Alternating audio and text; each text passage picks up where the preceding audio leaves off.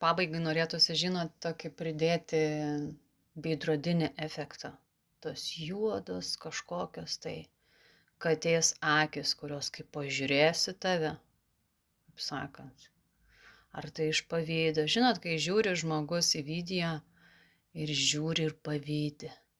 Pavydi. O tiesiog nori, kad tau kažkaip tai nesisektų. Tokios, kaip čia pasakyti, sako žmogus reptiloidinės asmenybės tokios, žinot, kurios tokios kaip gyvatės akimis į tave pasižiūrėtų. Man įdomu, kokie šie metai buvo. Gyvatės? Gal čia gyvatė, kad ateina galas jau, pereina į kitus metus, tai tokia pasipiktinus, žinot, nes šiais metais labai viešpatavo, reikės pasitikslinti gyvatės metai. Jeigu gyvatės, tai tikrai tada reiškia gyvatės jaučia. Nebedaug liko, kaip aš sakau, iki 31 dienos ir tada jau pereina kiti metai, tada ta gyvatė tokiamis akimis nebežiūrės į tave.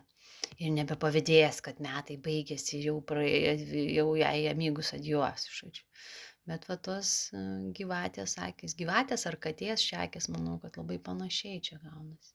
Tai va, tai aš tiesiog atsuku veidrodį tada atgal ir pasižiūrėk gyvatei savo pačiai į akis. Nuo šiandien, kada bandysi kitą nužiūrėti, nužiūrėsi pati save.